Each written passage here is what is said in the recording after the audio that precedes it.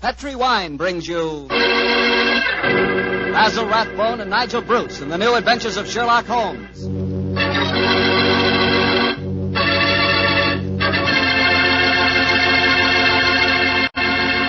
The Petri family, the family that took time to bring you good wine, invite you to listen to Dr. Watson tell us another exciting adventure he shared with his old friend, that master detective, Sherlock Holmes. And I'd like to talk about an adventure myself, an adventure in good eating. It begins with a good wine, Petri California Sauterne. You just serve that Petri Sauterne the next time you have fried chicken. You like fried chicken? Cooked so it's crispy and a beautiful reddish gold color on the outside and just as tender as all get out on the inside. Ah, that's chicken. But wait till you try it with Petri Sauterne. That's a wine. That Petri Sauterne is a pale, delicate golden color. You can just look at it and you know it's going to be one of the most delicious wines you've ever tasted, if not the most delicious. Petri Sauterne is not only wonderful with chicken, it's great with fish or any kind of seafood, too. Get a bottle of Petri Sauterne. When it's a Petri wine, it's a good wine.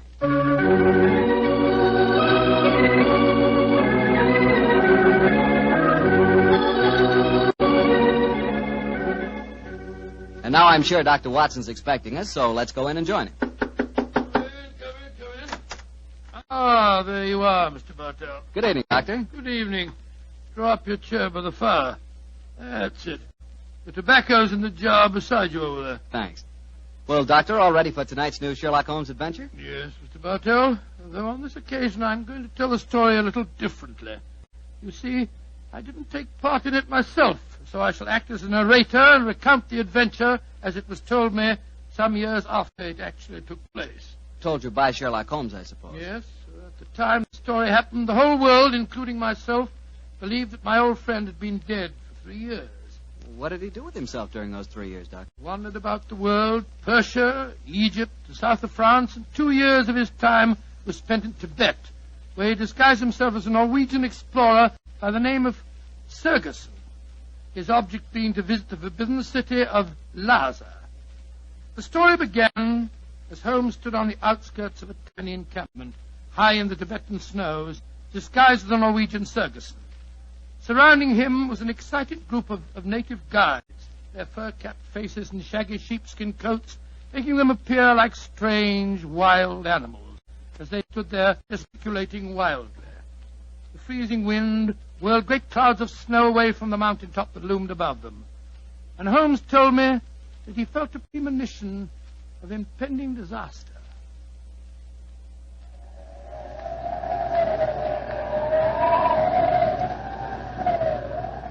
Sir, my men will go no further. They say the goddess of the mountain is angry. If we climb further, she will swallow us up. She will bury us. But we cannot go back now. We have come so far, 1,000 feet, 800 feet higher. We shall reach the pass. We shall be safe. I will not go. We can stay back there in the tents until the goddess of the mountain tells us we may go further. He is right. We can't go. We don't want to go anymore. It's too... Fools! If you stay here in the wilderness, in the village, and the avalanche comes, you will all be buried. You will be swept away. The only road lies upward. We will not go. Back to the tent. The wind is rising. Then I shall go alone.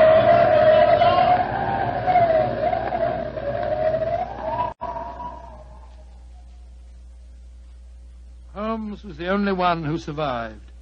He struggled up the pass that led to safety, the icy gale whipping round him in a frenzy. A few moments after he reached the top, the avalanche occurred. The tents, the guides, and all their equipment were buried beneath hundreds of feet of hurtling, thundering snow. The way behind him was closed. He could only forge ahead. Alone, unaided, he descended the path that led to the plateau beyond. But the goddess of the mountain was still angry. Through the knifing wind and snow he battled on, without food and without, as he told me later, much hope. Even Holmes was helpless in that battle of man against the elements. What happened in that 36 hours he never really knew, except that the wind howled and the driving snow slashed at him without mercy. Finally, his mind began to wander, and he became delirious.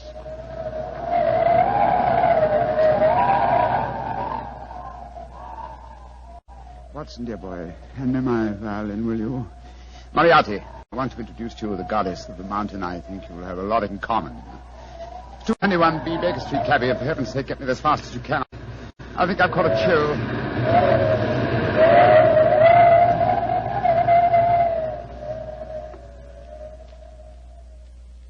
Though his mind was wandering, great strength combined with instinctive urge for self-preservation must have kept him on his feet.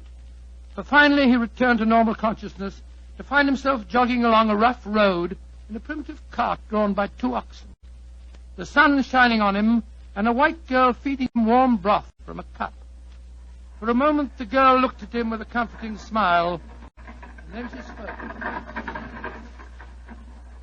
No wonder you look puzzled, poor man. You can't make up your mind whether you're in this world or the next. Who are you? And how did I get here, please? My name is Eileen Farley.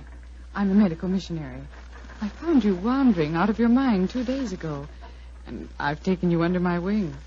We're going to the monastery of Panchapushpa. I'm most grateful to you, Miss Farley.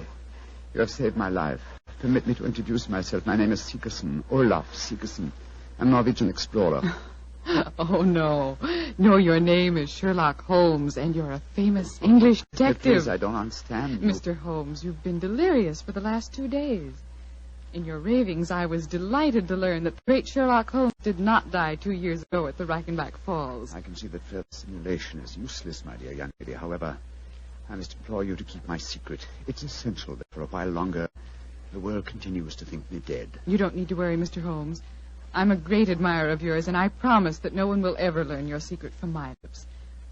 Try drinking a little more broth. You're dreadfully weak. Thank you, sir. Help me, please. Please, forgive me, help. Another white man travels the road to Panchapushpa. Stop the cart! You need help? My own cart has broken the wheel. You're going perhaps to the monastery of Panchapushpa? We are? Good. Pyotr Dmitrievich Borodin, Imperial Russian envoy, will travel with you. Please to make room. Spasibo. Remember my secret. The cart may proceed. Понимаешь? Your name, please, young lady. Eileen Farley. I'm an American medical missionary. I do not approve of missionaries, but you are very beautiful. So Borodin will forgive you. Who is this mujik lying on the floor? He looks half dead. I am half dead, Господин Borodin. My name is Sigerson. I am Norwegian. What is a Norwegian doing in Tibet? I have been exploring the mountains. And what, may I ask, is a Russian doing in Tibet, Господин Borodin? What is a Russian doing? You shall see, my friend. To Holy Mother Russia shall belong Tibet. But now let us be gay. We have some hours ahead of us. You like vodka, Miss Farley? I'm afraid I don't drink. Borodin will teach you to drink. Then he will sing you songs of his native Russia. We shall be happy. Ay, chiki, chiki, chiki, gor, vashni, more, Singing. Holmes told me that every note jarred his aching, weary head. After a few hours, the strangely assorted trio arrived at the gates of the monastery. An edifice, as Holmes told me, of great antiquity and of breathtaking beauty, and built in the shadow of a giant mountain. He was fed and bathed, and shortly afterwards he found himself together with his 2 companions in the presence of the head abbot himself, a man of great age and infinite wisdom.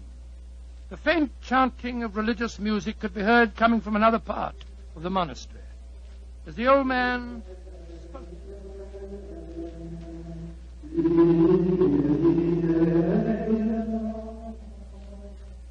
My dear Miss Farley, my dear gentlemen, I have welcomed you to the monastery, and yet each one of you has come to me separately and asked that he be given permission to go to the sacred city of Lhasa.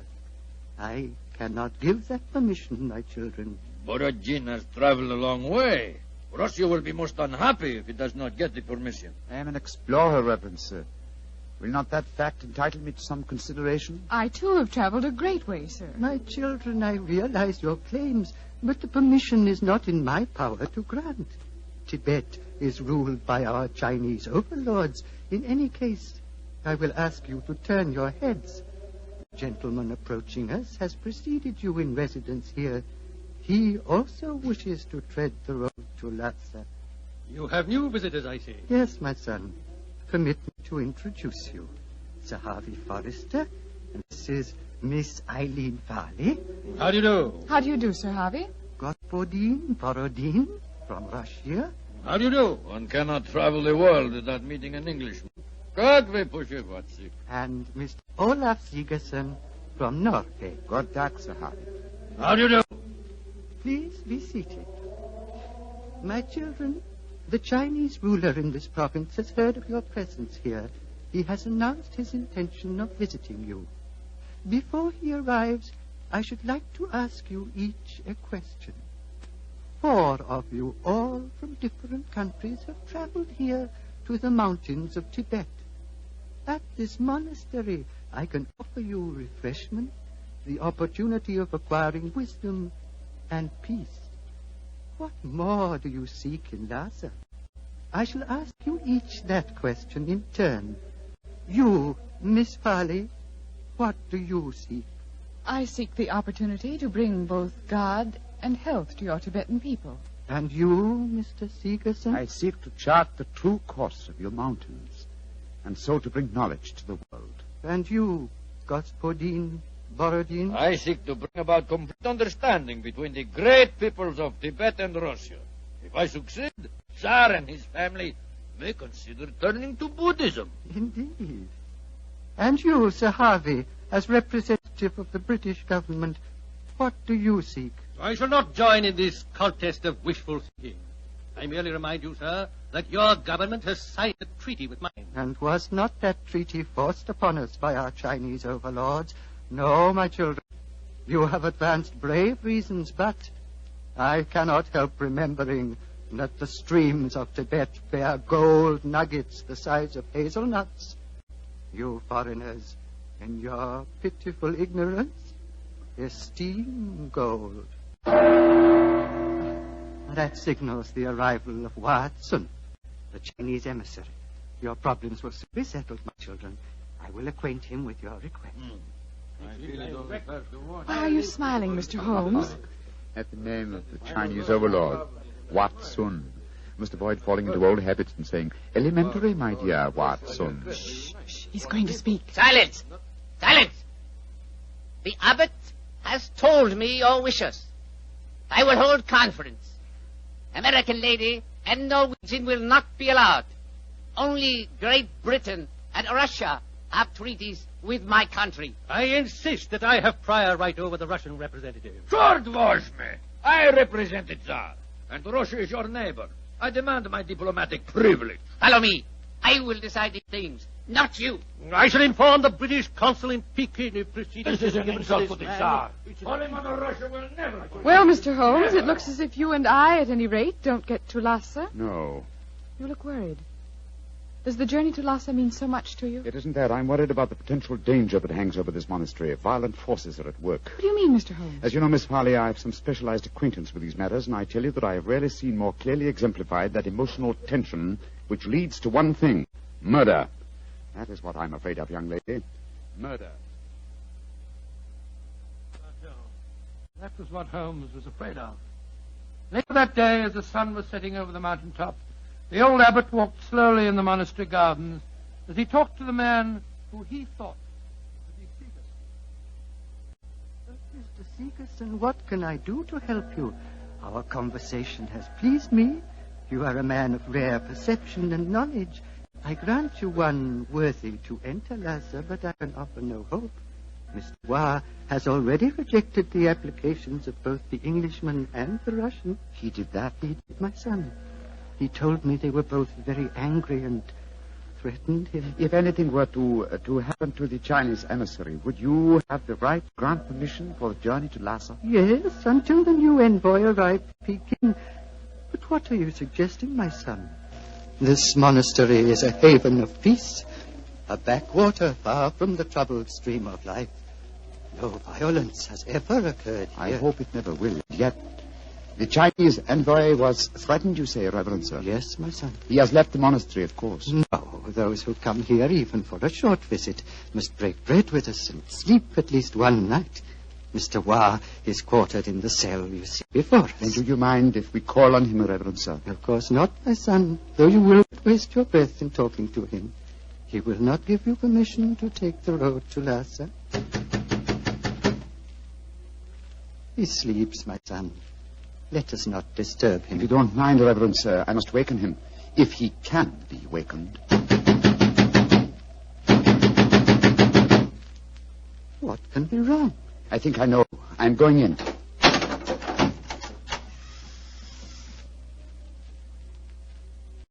There is your answer, Reverend Sir. He is dead. Yes, sir. Strangled with his own cue. Oh, the poor misguided man has taken his own life, my son. No, sir. Look at those marks on his shoulder. He has been murdered. But what are we to do? As it happens, Reverend Sir, I've had a certain amount of experience with these matters in my own country. If I were to produce the murderer for you with certain proof of his guilt, would you authorize my going to Lhasa? Yes, since for a few days that mission is mine to give, I will grant it.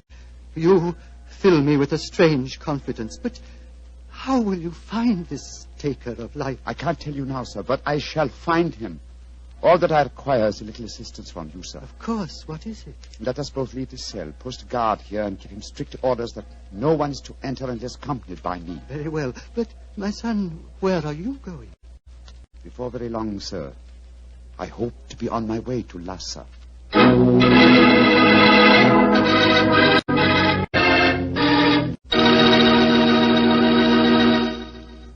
Dr. Watson will tell us the rest of his story immediately, so I'll just take a second to remind you that hamburgers, hamburgers, are practically an all-American food. We all love a good hamburger, but wait till you taste a juicy hamburger together with a glass of Petri California Burgundy. Boy, that Petri Burgundy is a hearty red wine that's just the best friend a hamburger or steak or any kind of meat dish ever had. So remember, if you want a red wine for dinner, you want Petri Burgundy. If you prefer a white wine, you want Petri Sauterne. And if you can't make up your mind which you want, it's simple. Don't buy one, buy two. But always buy Petri. Petri. Petri. Well, Dr. Watson, it seems to me that Sherlock Holmes was in a tough spot. There he was, thousands of miles from England. A murderer was running loose. Holmes was in disguise. And he hadn't got you to help him on the case. Oh, thank you, Mr. Bartell. I must say I think that I always was useful to my old friend, but I wasn't there. So this time he enlisted the services of Eileen Farley, the American girl. Immediately after he'd left the cell of the murdered man, he'd gone to Miss Farley and told her of the tragedy. As they returned to the scene of the crime, he found that his instructions had been carried out and that a guard was barring the entrance to the dead man's cell. There's a guard in front of the cell. My instructions. The abbot gave you your orders. Yes, you may go in. Please close the door behind us. I'm sure your nerves are up for this, Miss Farley. It's not a pretty sight. I've seen sudden death before, Mr. Holmes. In any case, I wouldn't dare appear frightened. I'm so flattered that you asked me to help you. You were the only one who knew my true identity. That's why I suggested you take my old friend's place. I needed, what shall I say? I needed a sounding board for my deductions. Wait a minute, here. I'll light a match. There we are. Now, here's a candle. Oh! I warned you it wasn't a pretty sight. Hold the candle, will you please, Miss Farley? Thank you. This isn't hard to reconstruct. The killer stood behind his victim, held him by the left shoulder. So, wound his cue around his neck and pulled back. Yes. The marks are self-evident. Hello. What's this on the floor at his feet? A cigarette.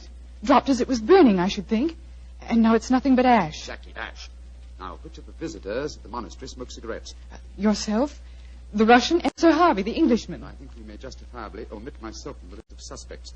So that narrows us down to two. Look, Miss Farley. What is it? There are clear traces here to the naked eye, not only of tobacco ash and paper, but of cardboard. But what does that signify, Mr. Holmes? The case is nearly solved. Come on, young lady. We must pay a visit to Borodin's cell at once.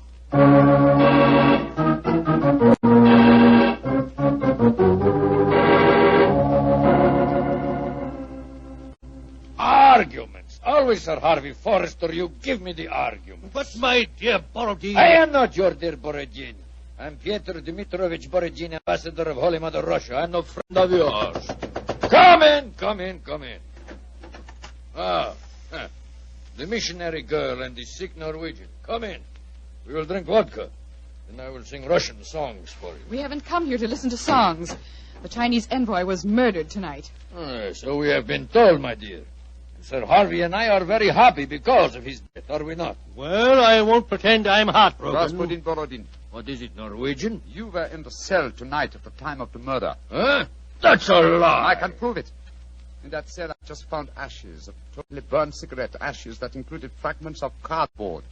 Only a Russian cigarette has a cardboard mouthpiece. What you can or cannot prove is of no interest to me, Sigerson. He's very obstinate tonight, Sigerson. We've just been having a political argument. Couldn't agree on a single point, except on the danger of the common man. He was telling me of the most extraordinary revolution in his estates. Do you know they chop off one of his hands? Dreadful. Your hand, Borodin. Which one? As God was merciful, my left hand. The one beneath your glove? He's made of wax, my good Norwegian. He's made of wax. Well, see for yourself. Extraordinary. It's more than that. It is conclusive proof. What do you mean, Mr. Seegerson? I cannot tell you now. I must leave you here. Let me warn you, the three of you will be well advised to keep an eye on each other. Meanwhile, I must see the abbot. Why, Mr. Seegerson? Because now I know who murdered Vatsun.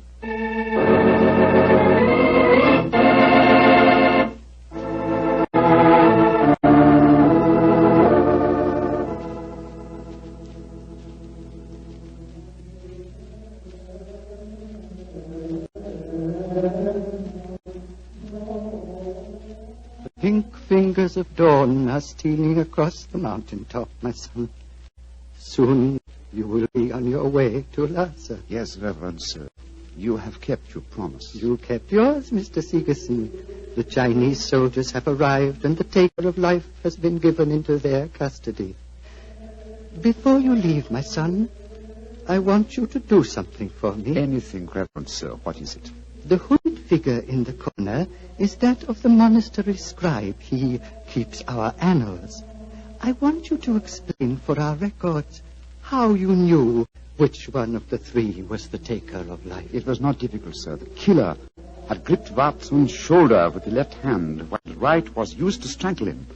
Therefore, the Russian Borodin could not be the killer, since his left hand was artificial. Quite so. It was, as you told me, made of wax. Then... But the clue of the cigarette pointed directly to the Russian. Therefore, it had obviously been planted there deliberately to incriminate him. Now, there is no trained police force in Tibet. We need no police. There is no crime here, my son. But continue. Why should the cigarette be planted to incriminate the Russian? Unless there was someone capable of making the deduction from a handful of cigarette ash. Therefore, the murderer was the one person who knew my true identity. Miss Eileen Farley, supposed missionary. No missionary. As it transpired when she confessed, no American. No. Secret Service agents of German origin seeking to reach Lhasa before the Russians. I'm infuriated by Vatsun's denial of passage. Any Secret Service is better off without such employee. She will pay for her mortal sins. May she redeem herself in her next place on the wheel. My son. Yes, Reverend Sir. You are about to leave me, and I shall never see you again. Though evil and death came to Panchapushpa and to my monastery in the caravan that brought you here, I shall miss you, my son. I shall miss you greatly. And I you, Reverend Sir. Would you consider staying here? I can only offer you peace, a shelter from the outside world, and quiet companionship. Three great gifts, sir. But I cannot take them. My work is not done. I must go on. Of course, my son. It was an old man's dream. One last question. What is it, sir? You spoke of your true identity just now. Who are you, my son? Reverend Sir, I cannot tell even you the answer to that question. One day, perhaps, but not now. Let us just say that I have wandered through a world of trouble, just as you have remained tranquil in a world of peace. I hope, sir, that we shall meet again. I hope so, too. Goodbye, my son. Goodbye, Reverend Sir. Goodbye.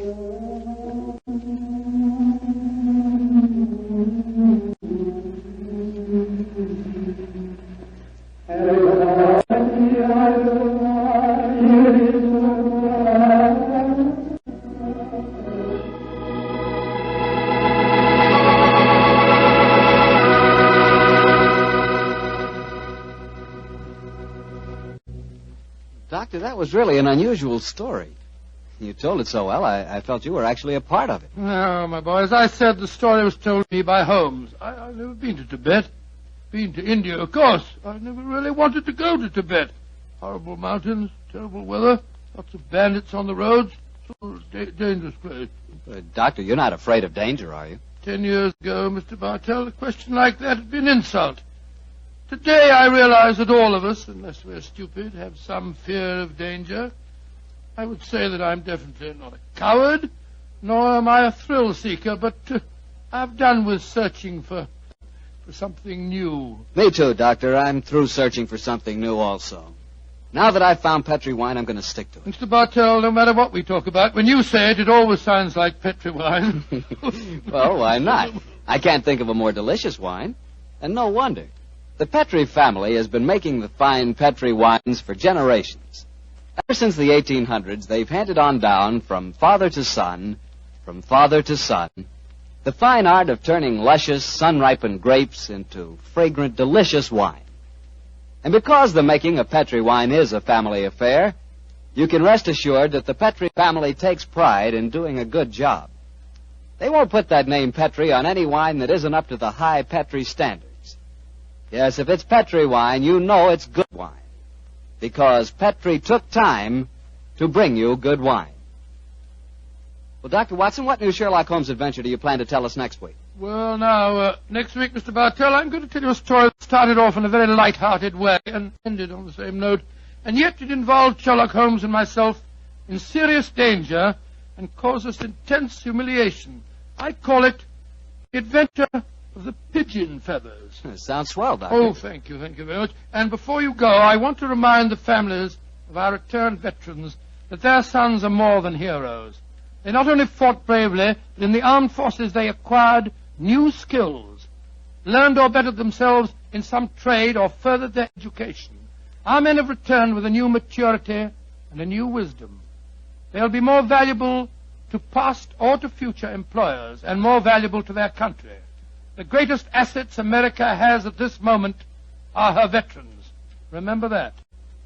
Good night.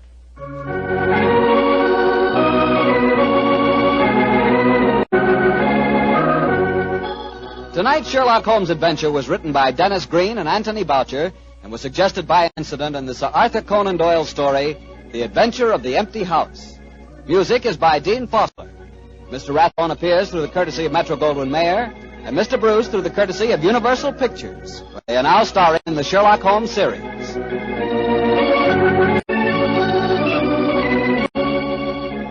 The Petri Wine Company of San Francisco, California, invites you to tune in again next week, same time, same station. Sherlock Holmes comes to you from our Hollywood studios.